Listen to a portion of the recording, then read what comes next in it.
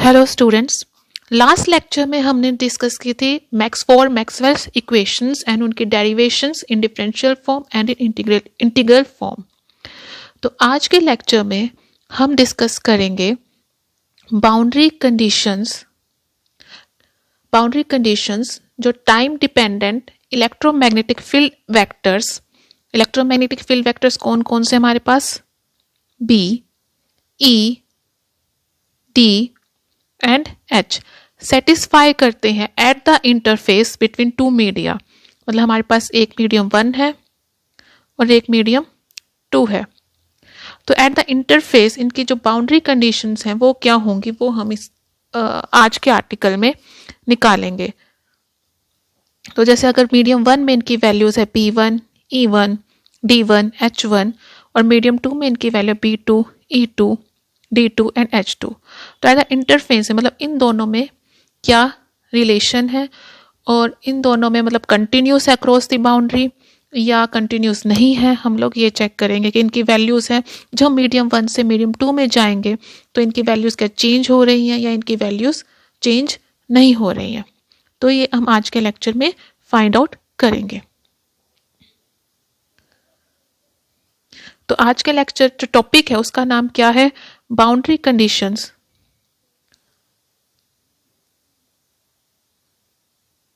Boundary conditions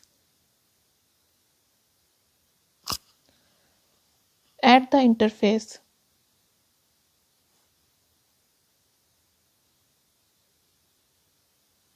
between different media।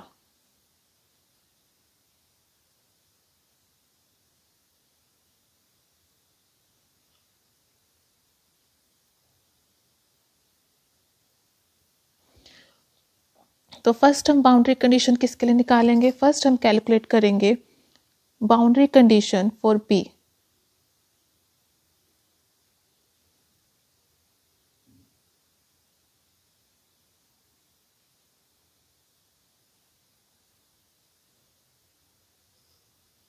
Now हम find out करेंगे boundary condition for B. तो इसके लिए हम यूज करेंगे हमारे पास जो मैक्सवेल इक्वेशन होती है, Maxwell equation for magnetic induction B vector, वो क्या होती है हमारे पास, del dot B vector is equal to 0। तो अब हमने क्या किया, हमारे पास हमने क्या निकाला, boundary conditions eight the interface between two media, जो इलेक्ट्रोमैग्नेटिक वेक्टर सेटिस्फाई करेंगे eight the interface between the two media. तो सबसे पहले हम निकालेंगे बी के लिए। तो हमने क्या किया, हमारे पास क्या है, ये इंटरफेस हो गया बिटवीन द टू मीडिया, एक मीडियम 1 है और एक मीडियम 2 है। तो यहाँ पे हमारे पास क्या हो गया, ये इंटरफेस हो गया जो सेपरेट कर रहा है मीडियम 1 और मीडियम 2 को। तो अब हम क्या ड्रॉ करेंगे, at any interface between the two media let us construct a pill box like surface S. तो हम यहाँ पे एक सरफेस ड्रॉ करेंगे जो पिल बॉक्स मतलब स्मॉल है, pill box like surface S. अब इसके अंदर क्या है, यहाँ पे भी एक सरफेस ये हो गया, सॉरी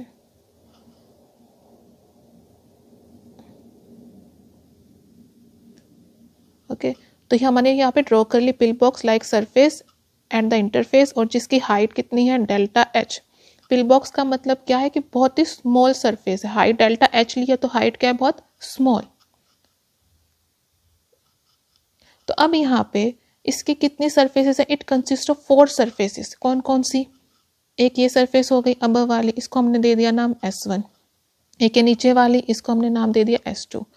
एक कौन सी हो गई, जो यहाँ पे लाई कर रही है मीडियम 1 में सरफेस है, उसको हमने नाम दे दिया S3। और जो मीडियम 2 में लाई कर रही है उसको हमने क्या सरफेस का नाम दे दिया S4। क्लियर है। यहाँ पे जो मैग्नेटिक इंडक्शन की मीडियम 1 में वैल्यू है वो कितनी है, B1 वेक्टर, और मीडियम 2 में कितनी वैल्यू है, B2 वेक्टर। क्लियर। यहाँ पे अब हमने क्या दे दिया, जो डायरेक्शन है, अब इसका जो एरिया हमने माना है, अज्यूम किया है, इसका एरिया ऑफ क्रॉस सेक्शन वो हमने कितना लिया है, A। ठीक है। अब हमने क्या अज्यूम करा कि इसका जो यूनिट वेक्टर है वो कितना, कौन सी डायरेक्शन में मान लिया हमने, n1 perpendicular to the surface होता है, जो भी सरफेस की डायरेक्शन होगी, इसका कितना हो गया n2। क्लियर हो गया। अब हमने क्या किया, जो हमारे पास फर्स्ट इक्वेशन थी इसको हम इंटीग्रेट कर देंगे over the volume of the pill box. Next step हम क्या करेंगे, integrating equation 1 over the volume of pill box. तो जब इंटीग्रेट करेंगे over the volume of equation first को, तो हमारे पास क्या, जो वॉल्यूम क्या है पिल बॉक्स का, v, इक्वेशन क्या है, del dot p dv is equal to 0। इसको हमने नाम दे दिया इक्वेशन नंबर 2। अब नाउ हम अप्लाई क्या करेंगे, गॉस डाइवर्जेंस थ्योरम। तो using Gauss divergence theorem, using Gauss divergence theorem, convert volume integral into surface integral। Volume integral को हम किस में चेंज कर लेंगे, सरफेस इंटीग्रल में। क्लियर। तो अब del dot B D V है, अब इसको हम जब सरफेस इंटीग्रल में चेंज करेंगे तो हमारे पास क्या आ जाएगा, ये B dot N cap D S. Clear है। तो हमारे पास क्या आ जाएगा, सरफेस इंटीग्रल में हम चेंज करेंगे S B vector dot N cap D S is equal to 0। इसको हमने इक्वेशन नंबर 3 दे दिया। जो एन कैप क्या है हमारे पास, यूनिट वेक्टर है। N cap is unit vector. Normal और यूनिट वेक्टर किसके होता है, हमेशा परपेंडिकुलर होता है टू द एरिया। तो एन कैप क्या होता है, unit vector normal to the element of area ds of surface।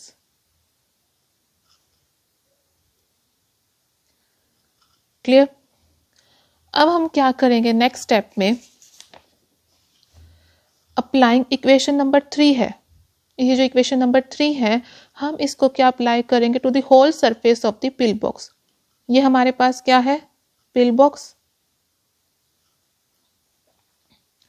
तो जो इक्वेशन नंबर 3 हमारे पास क्या है, B dot N cap D S S. हम इसको किसके ऊपर अप्लाई करेंगे, to the whole surface of the pill box. अब whole surface of the pill box में जब अप्लाई करेंगे तो इसको किस किस में, कितनी सरफेसेस है हमारे पास, एक S1 है, एक S2 है, एक S3 है और एक S4 है। तो हमें इन सब के ऊपर, तो इसको जब अप्लाई करेंगे तो हमारे पास क्या आ जाएगा, applying equation number 3, applying equation 3 to the whole surface of pill box. तो हमारे पास क्या आ जाएगा, S1 B1 vector dot N1 cap ds plus S2 B2 vector dot N2 cap ds। Surface S2 पे एक कौन सी सरफेस है, S3, सॉरी यहाँ पे S2 में कौन सा था, मीडियम 2 में थी, तो मीडियम 2 में जो मैग्नेटिक इंडक्शन की वैल्यू वो क्या है, B2। S3 सरफेस किस में है, मीडियम 1 में, तो यहाँ पे मैग्नेटिक इंडक्शन की वैल्यू क्या है, B1। S4 सरफेस कहाँ है, मीडियम 2 में, यहाँ पे मैग्नेटिक इंडक्शन की वैल्यू क्या है, B2। तो हमारे पास क्या आ जाएगा, इसलिए हमने लिखा है B1 dot N1 cap ds S1, B2 क्योंकि S2 में हमारे पास जो मैग्नेटिक इंडक्शन है उसकी वैल्यू क्या है, B2। S3 सरफेस के लिए मैग्नेटिक इंडक्शन की वैल्यू क्या है, B1। तो यहाँ क्या आ जाएगा, B1 dot N1 cap ds plus S4 B2 vector dot N2 cap ds is equal to 0। Clear हो गया यहाँ तक। इसको हमने इक्वेशन दे दिया, इक्वेशन नंबर 4। अब नेक्स्ट में हमने क्या ज्यूम किया कि जो बी वेक्टर है वो क्या है, हर जगह फाइनाइट है, और जो हाइट जो पिल बॉक्स की थी, height of the pill box कितनी थी हमारे पास, डेल्टा एच। हमने अज्यूम किया कि let this height of the pill box is approaches to 0। जो height of the pill box है वो किसको अप्रोच करिए 0। अगर ये height of the pill box हम अप्रोच करिए 0, तो अगर ध्यान से देखें तो S3 और S4 सरफेस क्या हो जाएंगी, वेनिश।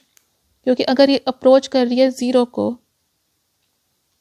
तो हमारे पास कैसे बन जाएगा, इस तरीके से सरफेस S1 यहाँ आ जाएगी और सरफेस S2 यहाँ आ जाएगी, क्योंकि इनके बीच की जो हाइट थी डेल्टा एच वो क्या बहुत कम, अप्रोचेस टू 0।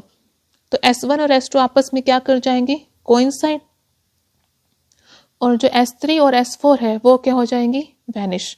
मतलब थर्ड और फोर्थ सरफेस क्या हो जाएंगी, खत्म हो जाएंगी, और S1 और S2 क्या हो जाएंगे, approaches, S1 approaches S2, and entire surface जो एंटायर सरफेस थी वो किसका फॉर्म ले लेंगी, A का। Entire surface takes the form of A। पूरा जो एरिया ऑफ क्रॉस सेक्शन था हमारे पास, जो हमारे पास अब क्या बन जाएगा, अगर ब्लू से हम शो करें, डेल्टा एच अप्रोचेस टू 0, और हमारे पास किस टाइप की बन जाएंगी, इस टाइप की सरफेस बन जाएंगी, और इसका जो सरफेस एरिया था वो कितना था, A। तो entire surface area takes the form of A। तो हमने let us assume that height of the pill box, height of the pill box मतलब delta H approaches to 0।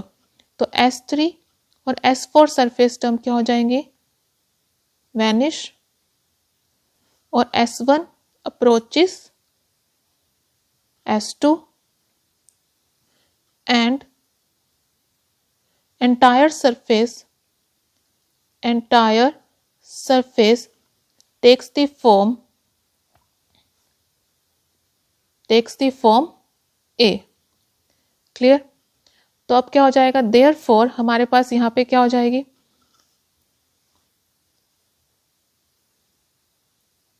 S3 और S4 टर्म क्या हो जाएंगी, वैनिश। तो इनको हम निकाल देते हैं, खत्म हो गई। अब ये दोनों क्या हो जाएंगी, कंबाइन, और ds किसके इक्वल हो जाएगा, dA के इक्वल। क्लियर है। और यहाँ पे तो हमारे पास फोर्थ टर्म बिकम्स क्या हो जाएगी, इक्वेशन 4 बिकम्स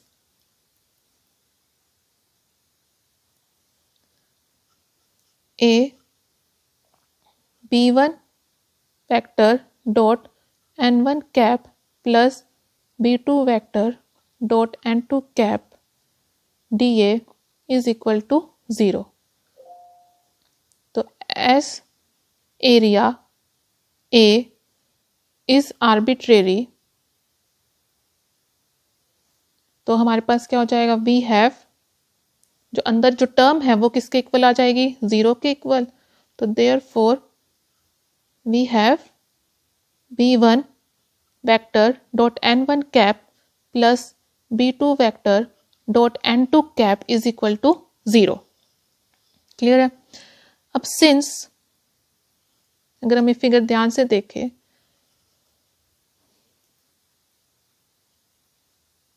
तो N1 और N2 इन दोनों की डायरेक्शन क्या है, अपोजिट। अगर M1 की ऊपर है तो N2 की क्या है, नीचे।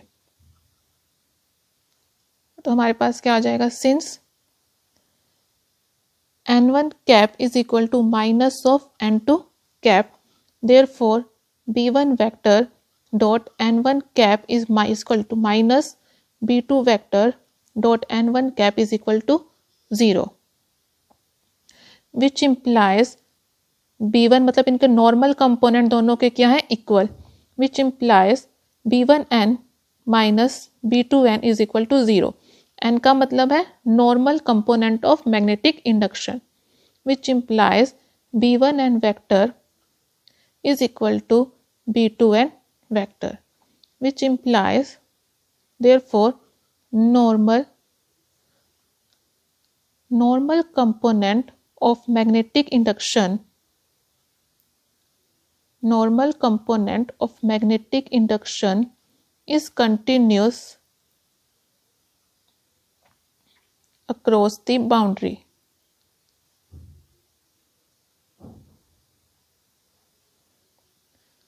क्लियर। तो हमने बी के लिए निकाल ली बाउंड्री कंडीशंस। अब हम सेकंड कंडीशन निकालेंगे। सेकंड है boundary condition for E. Boundary condition for E vector. तो इसके लिए हम यूज करेंगे थर्ड मैक्सवेल इक्वेशन। जो मैक्सवेल इक्वेशन फॉर ई थी वो क्या थी हमारे पास, del cross E vector is equal to minus D B by D T. Okay, तो इसको हमने इक्वेशन नंबर 5 दे दिया और इसको हमने इक्वेशन नंबर 6 दे दिया। तो यहाँ पे भी हम क्या ड्रॉ करेंगे, at any interface between the two medium. यहाँ पे हमारे पास क्या है, दो मीडियम है। ये क्या है, मीडियम 1 और ये मीडियम 2। अब यहाँ पे क्या है, इंटरफेस हमने ले लिया। तो यहाँ पे at any interface between the two media, अब यहाँ पे हम क्या करेंगे, let us construct a rectangular loop. अब क्या कंस्ट्रक्ट करिए हमने, एक rectangular loop ABCD। Let us construct a rectangular loop ABCD bounding the surface S। जो सरफेस, टोटल सरफेस है वो क्या है, S। जो यहाँ पे E1 वेक्टर की वैल्यू वो क्या, AB के अलोंग क्या है, E1, और अलोंग CD क्या वैल्यू हो जाएगी, E2 वेक्टर। क्लियर। और इसकी हाइट कितनी है, डेल्टा H। तो हमने क्या ड्रॉ किया, at any interface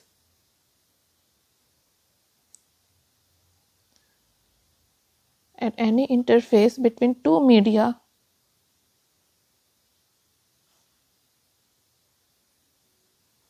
let us construct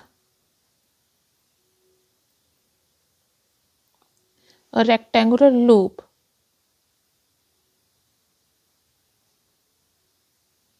ABCD bounding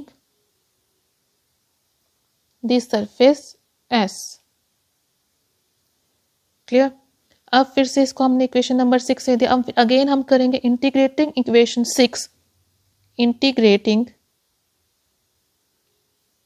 equation 6 over this surface, over this surface bounded by loop, bounded by loop ABCD। तो हमारे पास क्या आ जाएगा, S del cross E dot N cap DS is equal to minus DB by DT dot N cap DS। Clear. अब हम again क्या use करेंगे, Stokes theorem. Using Stokes theorem, जो डेल क्रॉस है वो किस में कन्वर्ट हो जाएगा, लाइन इंटीग्रल में। तो क्या हो जाएगा हमारे पास,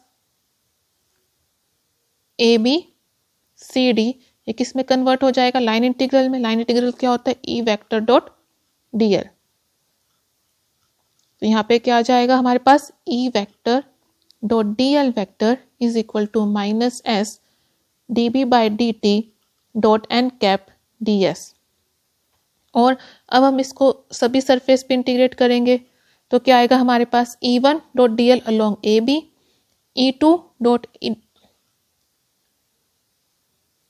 E1 dot DL along AB, E2 dot DL along CD। फिर क्या आएगा, plus contribution from side BC and DA। तो हम इसको टोटल अगर हम इंटीग्रेट करेंगे सब अलोंग ABCD, तो हम क्या लिखेंगे, और E1 vector dot DL vector AB plus CD के अलोंग क्या है, E2 vector dot DL vector plus contribution from side BC and DA। तो ये किसके इक्वल हो जाएगा, सब कुछ equal to minus DB by DT dot N cap DS। ये इक्वेशन क्या होगी, नंबर 7। क्लियर। अब अगेन जैसे हमने फर्स्ट बाउंड्री कंडीशन के लिए किया था, इसमें भी हम क्या करेंगे, इफ जो डेल्टा H जो हाइट है रेक्टेंगुलर लूप की वो tends to 0, if delta H tends to 0.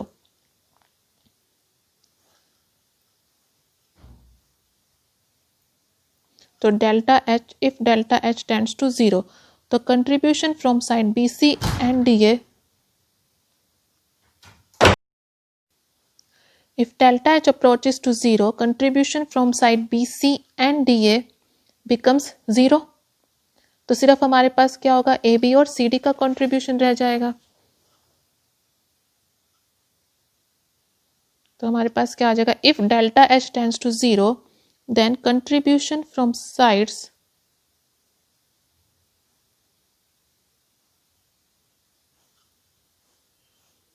BC and DA approaches 0. Clear है. अब अगर हम अज्यूम करें कि जो dB/dt है, dB/dt इज फाइनाइट, उसकी वैल्यू क्या है, कांस्टेंट है, टाइम के साथ चेंज नहीं कर रही है, तो dB/dt क्या हो जाएगा, 0. अगर फाइनाइट है, वैल्यू चेंज ही नहीं कर रही है, तो जो dB/dt है वो हमारा क्या हो जाएगा, 0. क्लियर. तो if dB/dt is finite everywhere, then RHS जो होगी ऑफ इक्वेशन नंबर 7 वो क्या हो जाएगी, also becomes 0. तो therefore ये भी 0 होगी हमारे पास, ये भी 0 होगी, सिर्फ हमारे पास क्या बची, सिर्फ 2 टर्म्स बची, first term and second term. therefore हमारे पास क्या आ जाएगा, AB E1 vector dot DL vector plus CD E2 vector dot DL vector is equal to 0. और अब लाइन इंटीग्रल है, कौन सी है लाइन इंटीग्रल वैल्यू, AB, तो E1 dot AB vector plus E2 dot CD vector is equal to 0. अब हमें पता है कि AB और CD इक्वल है, पर दोनों के अपोजिट डायरेक्शन में, AB की डायरेक्शन है, CD की इस डायरेक्शन है.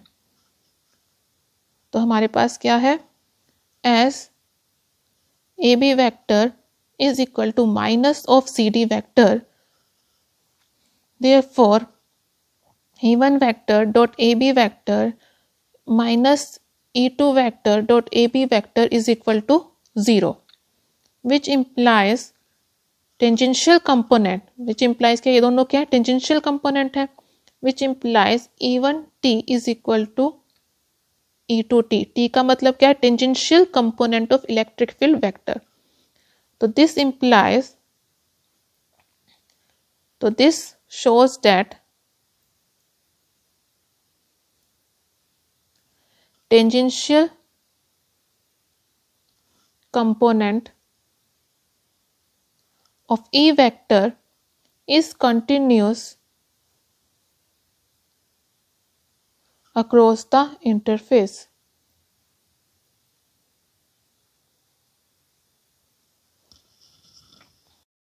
तो जो आज हम जो बाउंड्री कंडीशंस निकालेंगे नेक्स्ट है, वो क्या है, boundary condition for electric displacement D vector. D vector के लिए हम लोग बाउंड्री कंडीशन निकालेंगे. तो उसके लिए हम कौन सी मैक्सवेल इक्वेशन यूज करेंगे, del dot D vector is equal to 0. इसको हमने कितना नंबर दे दिया, 9th इक्वेशन. तो अगेन जैसे जब हमने मैग्नेटिक फील्ड के लिए जब हमने बाउंड्री कंडीशन निकाली थी, तो हमने क्या ड्रॉ किया था, एट द इंटरफेस हमने एक पिल बॉक्स ड्रॉ किया था लाइक सरफेस एस. तो सेम इसके अंदर भी हमने क्या ड्रॉ करेंगे, एट द इंटरफेस हम क्या ड्रॉ करेंगे, पिल बॉक्स लाइक सरफेस हमने क्या किया है, ड्रॉ किया है इसके अंदर. तो यहाँ पे हमारे पास क्या है, जिसकी हाइट हमने कितनी रखी है, डेल्टा एच. ये मीडियम 1 है, ये मीडियम 2 है. वही same S1 S2 S3 S4 4 surfaces है, और यहाँ पे जो एरिया है वो कितना है, A. ठीक है. अगेन सेम वही हम लोग अब क्या करेंगे, integrating equation number 9 over the volume of the pill box. तो अगर हम इंटीग्रेट करेंगे तो क्या आ जाएगा, V del dot D dV is equal to V rho into dV, rho into dV. Again हम क्या अप्लाई करेंगे, यूजिंग गॉस डाइवर्जेंस थ्योरम, तो डेल डॉट डी है वो किस में चेंज हो जाएगा हमारे पास, सरफेस में, D vector dot N cap D S S. Clear. तो इस सरफेस इंटीग्रल में चेंज हो गया रो डी वी। अब हम ये जो कंप्लीट सरफेस इंटीग्रल है एस, वो किस किस सरफेस से बाउंडेड है, एक S1 से, एक S2 से, एक S3 से और एक S4 से कंट्रीब्यूशन आएगा। तो जो S1 है सरफेस वो उसमें इलेक्ट्रिक डिस्प्लेसमेंट वेक्टर की वैल्यू कितनी है D1। जो S2 सरफेस है वहां पे इलेक्ट्रिक डिस्प्लेसमेंट वेक्टर की वैल्यू कितनी है D2। तो सेम इसलिए यहाँ पे क्या लिखा, S1 D1 vector dot N1 cap DS plus S2 D2 vector dot N2 cap DS plus contribution from S3 and S4 is equal to rho into dV। किसके इक्वल होगा, is equal to rho into dV। Clear. अब again जैसे हमने उसमें किया था जब हमने मैग्नेटिक फील्ड निकाला था, क्या करेंगे हम, delta H tends to 0, same इसमें भी। अब इसमें भी जब डेल्टा H टेंड्स टू 0 करेगा तो कंट्रीब्यूशन फ्रॉम S3 और S4 क्या हो जाएगा 0, और S1 किसको अप्रोच करेगा, S2 को, और जो हमारे पास वॉल्यूम चार्ज डेंसिटी है वो किस में चेंज हो जाएगी, सरफेस चार्ज डेंसिटी में, क्योंकि जो हाइट है वो डेल्टा H वो 0 ही हो गई। हमारे पास क्या बन गया, एक तरीके का इस तरीके से सरफेस हो जाएगी, इधर S1 और इधर नीचे S2। तो वॉल्यूम तो नहीं रहा हमारे पास, अब वॉल्यूम की जगह क्या आ गया हमारे पास, सिर्फ सरफेस है और जिसका एरिया कितना है A। तो जो वॉल्यूम चार्ज डेंसिटी हम लोग लिख रहे थे वो हम किस किस में चेंज हो जाएगी, हमारे पास सरफेस चार्ज डेंसिटी में। तो इसलिए हमारे पास यहाँ पे क्या आ जाएगा, जब हम delta H tends to 0 limits में कंट्रीब्यूशन फ्रॉम S3 S4 क्या हो जाएगा, becomes 0, and instead of volume charge density rho हम क्या लिखेंगे, there should be surface charge density sigma. Clear. तो हमारे पास ये क्या हो जाएगा, D1 vector dot N1 cap DS plus D2 vector dot N2 cap DS along S1 S2 is equal to sigma into DS। अब हमारे पास हमें पता है कि जो सरफेस है DS, जो टोटल सरफेस है DS वो कितना है, A के इक्वल है। टोटल सरफेस एरिया किसके इक्वल है, A के। क्लियर है। तो यहाँ पे हम क्या लिख सकते हैं, सिग्मा DS की जगह हम क्या लिख सकते हैं, सिग्मा इंटू A लिख सकते हैं। और हमें ये चीज़ भी पता है तो यहाँ पे हमारे पास क्या आ जाएगा, और D1 vector dot N1 cap, जो इसका टोटल सरफेस है वो कितना है S1, जो सेकंड सरफेस है उसका सरफेस एरिया कितना है S2, तो यहाँ पे S2 लिख दिया, और दोनों का कंबाइन मिला के कितना है A, सिग्मा इंटू A हो गया। अब बिकॉज हमें पता है कि S1 और S2 का भी जो सरफेस है वो किसके इक्वल है, A के इक्वल। ठीक है, हम लोग मान सकते हैं ना कि जो हमारे पास S1 जब अप्रोचेस टू S2 करेगा, S1 S2 दोनों नियर अबाउट वाट है, टोटल सरफेस एरिया कितना है A, और S1 और S2 जब एक दूसरे को टच करेंगे तो इन दोनों का भी मिला के जब टच ही करें तो टोटल सरफेस एरिया कितना आएगा, A ही आएगा। S1 का भी A होगा और S2 का भी A ही होगा। तो बिकॉज हमारे पास क्या है, S1 is equal to S2 is equal to A, तो हम यहाँ पे क्या लिख सकते हैं, तो ये चीज़ या इसके साथ क्या हो जाएगी, कैंसल आउट, और हमारे पास क्या आ जाएगा, D1 vector dot N1 cap plus D2 vector dot N2 cap is equal to sigma. अब हमें पता है कि N1 और N2 की डायरेक्शन क्या है, एक दूसरे के इक्वल एंड अपोजिट। तो देयरफॉर यहाँ पे हमारे पास क्या आ जाएगा, D1 vector dot N1 cap minus D2 vector dot N1 cap is equal to sigma. तो जो D1 and minus D2 and थे वो क्या हो जाएंगे, सिग्मा के इक्वल। तो जो नॉर्मल कंपोनेंट है इलेक्ट्रिक डिस्प्लेसमेंट वेक्टर, इस इक्वेशन से हमें क्या पता चला कि जो नॉर्मल कंपोनेंट है of electric displacement vector is not continuous across the interface. Continuous नहीं है, कितनी वैल्यू के अमाउंट से चेंज हो रहा है, and changes by an amount which is equal to the free surface charge density at the interface.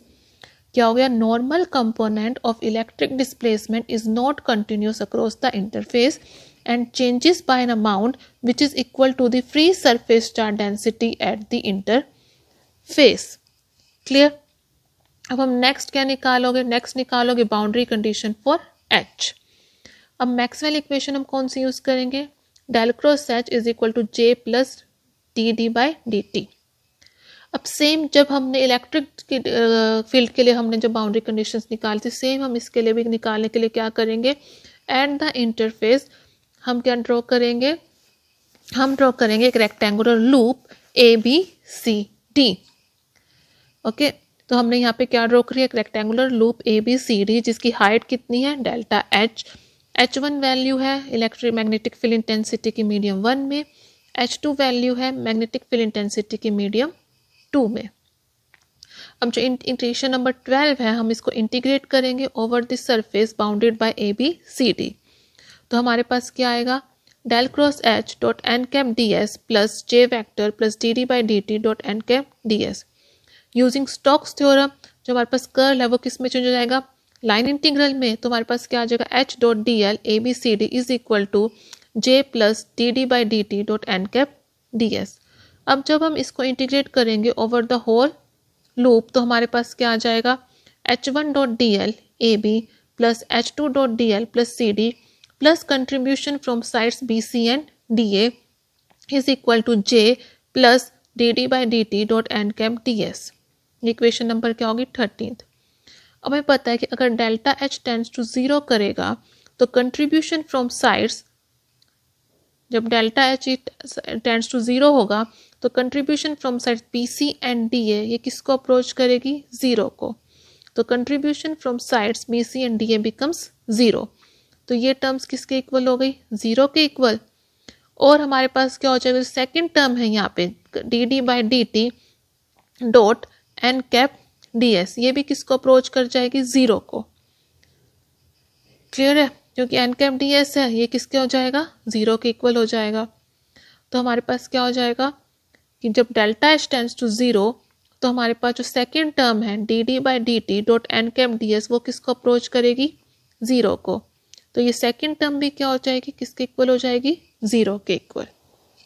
और जब S है, अब जब डेल्टा H टेंड्स टू 0 कर रहा है तो जो सरफेस एरिया था वो भी किसको टेंड्स करेगा, 0 को ही टेंड करेगा। तो व्हेन S टेंड्स टू 0 जो सरफेस इंटीग्रल जो राइट हैंड साइड में है हमारे पास वो किस में चेंज हो जाएगा, जो राइट हैंड साइड में J dot N cap DS है सरफेस इंटीग्रल वो किस में चेंज हो जाएगा, changes into the line integral. तो हमारे पास जो ये इक्वेशन है वो क्या आ जाएगी, equation 11, equation number this equation becomes H1 dot AB plus H2 dot CD is equal to JS perpendicular dot AB, where JS perpendicular ये क्या हो जाएगा, is the component of the surface current density perpendicular to the direction of that component of H which is being compared. तो हमारे पास क्या आ जाएगी, AB और CD की डायरेक्शन क्या अपोजिट, इक्वल। तो हम CD की जगह क्या लिख सकते हैं, माइनस ऑफ AB। तो H1 dot AB minus H2 dot AB is equal to JS perpendicular dot AB और H1T minus H2T is equal to JS perpendicular, that is. तो हमारे पास देयरफॉर क्या आ गया कि tangential component of magnetic field intensity is not continuous across the interface, continuous नहीं है, is not continuous at the interface.